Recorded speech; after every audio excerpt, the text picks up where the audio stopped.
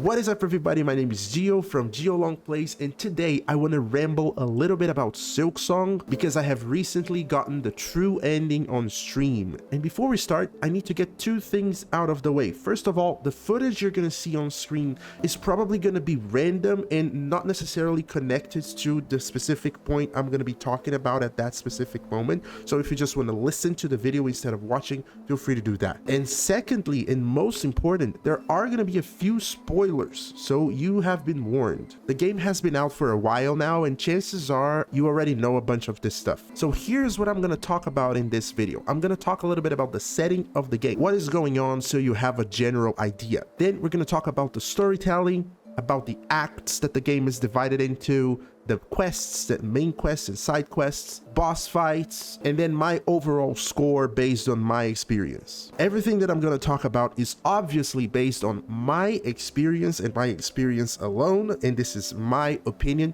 You are entitled to your own, and please let me know in the comment section down below whether you agree, disagree with the points that I'm gonna bring. So let's jump right in. First of all, let's start with the setting. As you may know, you play as Hornet and you are captured somewhere else and you are brought to Farloom, which is where the game takes place. But this land is being ravaged by some silk disease, some silk infection, and there are mysteries to both why you're there and who is behind this sickness that is spreading in Farloom, this curse that is spreading in Farloom. And your objectives revolve around discovering why you are there, finding a little bit more about who you are as a character, and finding the source of the infection and dealing with it, saving Farloom. This is as much lore as you're gonna get from me. I'm not an expert in Hollow Knight's lore because it is kind of complex to follow around. But here's my first point about the storytelling. The storytelling compared to the first game is much clearer, and that is because of one very specific reason. Hornet, your character, has a voice. She actually has lines of dialogue in this game. I see that now, madam. Oh, Hornet speaks! This is huge! This is like in the first game we had a silent protagonist, but now we actually speak.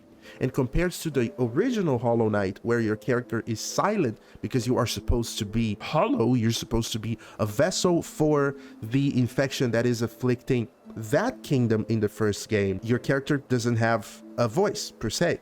But Hornet is a sentient being. How do you say that again? Sentient? Hornet is 100% person/bug. So she has her own will, she has her own wishes, she has her own personality, and I personally give this specific point a 10 out of 10 because I love her lines, I love the way she speaks. This is one of the biggest changes since the original game, and I personally love it. I love the fact that you can read what she has to say and not only deduce things like you had to in the original game. And I believe this helps the storytelling tremendously, and it helps you understand the lore much better. Speaking of lore, I'm gonna have to spoil a major thing if you haven't played the game yet.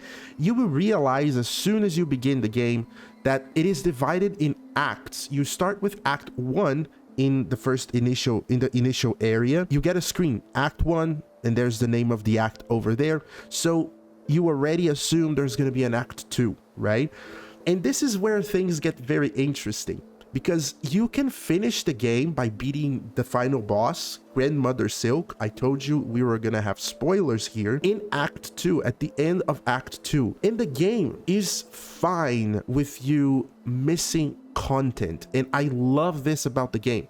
They hide content behind specific side quests that you're gonna have to do, and we are gonna talk a little bit more about side quests in the future. But it's very interesting that the game is okay with you closing the game after Act 2 and never opening it back up. You get an ending, it's a cool ending, and that's it. The game is okay with that. However, there's a hidden secret Act 3 which is gonna lead you to the true ending, and we're gonna explore this more. But in order to explore this a little bit further, we're gonna have to talk about the quests and the side quests. And this is something that is very different from the original Hollow Knight, and also I really appreciated this in SILKSONG. In your menu, you have a tasks bar in which you can follow both your quests and your side quests. I think this is phenomenal, especially for me. I'm an adult man who's a father, a husband, and has a normal, regular, normie job during the week, and I get to play SILKSONG live on stream 2 days a week, and the streams are usually 1 week apart from each other. So I am also very forgetful. I forget what I'm doing. I forget where in the game I was. Having a tasks tab over here helps me tremendously because I can keep track of my side quests and my main quest. What is my objective? So I can simply open the screen and I will remember exactly what I was doing, what I was going for, and if I have to conclude another side quest or not. In the original game, however, you didn't have those. You had to pay attention to the dialogues, and the map is the closest thing that you had to your tasks bar, and that is if you were paying attention to the dialogue and you used the markers correctly between one session and the other. So I really dig this. This was something that Team Cherry really nailed. And speaking of quests, there's a main quest that you can follow, and you will be able to do the quest pretty quickly if you go through the main quest only. And there are the side quests. Now, the side quests are something very interesting that I want to talk about, because some of them are extremely fun, but they can get a little bit repetitive somehow. There are these quests that, and again, I'm probably not going to be showing you specific footage of this, but there are some side quests, and I remember at least 3 or 4 of them, that you have to track a bug for a specific objective. Either the bug is lost and you have to find tracks on a specific area of the game to see where the bug went and rescue the bug. So this is a repetitive task that you have to do. I remember at least 3 or 4 times that I had to do this quest alone, so it gets a little bit repetitive. And there is one side quest specifically, they twisted this idea a little bit. You follow a track, but along the track there are traps that were set by this bug. At the end of the track, however, that you follow, there's a hidden boss fight. I believe the name of this bug is Gur. It's a very easy boss fight. At this point in the game, you are very strong and you kill the boss very easily. That one was kind of fun, but again, it was probably the 5th side quest that had the same idea, the same model, so it can get a little bit repetitive. Also, I felt some of the initial side quests, specifically when you get to the Citadel, they are very grindy. You have to collect at some specific side quests that you do, you have to collect pins that some specific enemies drop. I believe there was an update at some point that made all the enemies in the Citadel drop these pins that you had to do, but at the time that I was playing this specific side quest, this patch had not come out yet, so I was there hunting the Citadel for specific bugs who had this specific weapon and they had a chance of dropping this item, and I had to collect, like, I don't remember the exact number, but it was more than 10 if I remember correctly. So it can get a little bit grindy, especially if you are like me. As soon as you get a side quest, you want to see the side quests done. So I finish the side quests as soon as I get them. It can get a little bit grindy. However, if you follow the path of the game and you're not in a rush to beat it, you will eventually deal with all the side quests that you are tracking. So it's not a big deal if you don't make it a big deal. But for me, I'm the kind of person that as soon as I get a side quest, I want to see it done. I want to see what is the reward. So it was a little bit grindy for me in some specific moments. Most of them are fun, I'm not gonna lie. That brings us to the main quest. The main quest itself is super fun, and I love the fact that they point you exactly where you need to go in the map. In order to get to the first ending in Act 2, you need to get to the Citadel first, which is a challenge on its own. And in the Citadel, you have to collect 3 songs that you will eventually put together, and this will enable you to go further up in the city, where lies the final boss of the game. The final boss of Act 2 is extremely fun, in my opinion. Yes, it is kind of a ripoff of Radiance, the true boss of Hollow Knight, but it was very well telegraphed, very well done, super fun fight. I was having fun all the way through, even though I died a bunch of times, but in the end, it is an easy fight. It's not that difficult. I then did the cursed ending, which twisted the final boss a little bit. It was a little bit harder to finish the fight, but I still loved it very much. The final boss of Act 2 is phenomenal. That brings us, however, to Act 3, which is how you get to the true ending, and major spoilers ahead. I'm gonna go ahead and talk only about the final part of the game. You fight Lace for a third time. I think the fight was really fun. I said this on stream, very fun fight. It is a shame, however, that it is a re-fight. You fight Lace for the third time in the game, and it's the same moveset, but the fights get progressively harder. The first fight is okay, the second fight is really tough, the third fight has some elements because she's possessed by the void and she has a few extra moves, a few extra attacks, but it is basically the same moveset. As soon as you get used to her moveset, it is a little bit faster, of course. You understand and you realize that, oh, it's just a refight. And that brings us to the bosses section that I want to discuss. I want to talk a little bit about the bosses, and very briefly, this topic is both one of my favorites and one of my least favorites, because you will see, especially in the beginning of the game, as soon as you get to fighting some area bosses, you will see that a big number of them are basically a larger mob. You fight a bug that is slightly bigger than the mobs that were outside this specific arena. So some of the initial fights of the game, they are basically bigger normal enemies and with cool music, which is fun, but you kind of wish there was more. There are some fights, however, that are extremely memorable, and I'm looking at you, Carmelita, I'm looking at you, Trobio, the first Trobio that you fight. There is a second one that was a pain for me. For other people it wasn't. For other people had a really easy time with Trobio too. I didn't. I hated the fight. I thought it was super random, and this is what I want to talk about very briefly here. Some of the bosses are extremely fun, extremely cool, and I think the music is a big part of it. The music of the bosses is very memorable. Clockwork Dancers, for example, is a very memorable fight, very beautiful moment. And it's kind of funny, in Act 3 you'll discover a green prince, another bug, and there's like a love squirrel situation thing with the Clockwork Dancers, and it's kind of funny as well. The fight with Green Prince was another one of those refights, but it was also super fun. The setting was fun. You have to explore a whole new area to get to this fight, and it's also a little bit grindy to get to these specific bosses that are not mandatory, but you go through some interesting moments.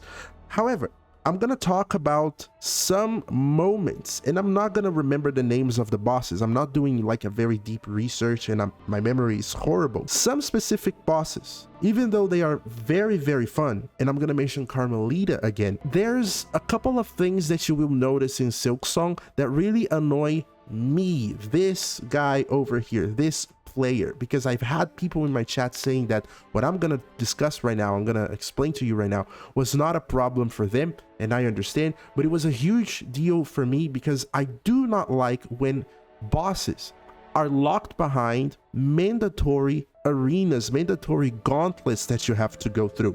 And some bosses at the end of Act 3, they are actually locked behind, I don't know, 5 or 6 gauntlets that are mandatory, and you have to go through them again each time you die to the boss. So that was very sweaty, very grindy for me. Like I said, I don't have a lot of time during my week to play the game, and when I fight a boss, I just want to fight the boss. I don't want to have to go through 5 or 6 gauntlets every time I die to the boss. And of course, there are going to be those of you who are going to say, oh, get good. I'm an adult. I'm a 30-year-old adult. I don't have time to spend 8 hours, 9 hours in front of a computer like you in order to get good, okay? Now go study, because there's a test in school probably coming, and you're here watching my video. I'm an adult. I already have a job. I've studied already. I'm just kidding. Don't be mad at me. Yeah, there is a get good situation. The gauntlets are useful for you to learn the moveset of the boss. They are basically a hint of what's to come. I like that aspect of it. I just don't like to go over and over through the gauntlets again. And also, some of the other things that really bother me, and this happens a lot in SILKSONG, unfortunately. Not that it didn't happen in the original Hollow Knight, but in SILKSONG, it is way too much. I don't like when bosses have ads, like they have minions that they summon to fight you along with the boss. So like you're focusing on a boss, but the boss spawns like 2 flying bugs with him to fight you, and then you kill the flying bugs and he spawns 2 more, and there you're constantly focusing on the boss as well as other mobs that are spawning on screen, and it gets really clustered, really annoying, very fast. Like I said, for me, some people are fine with this aspect of the boss fights.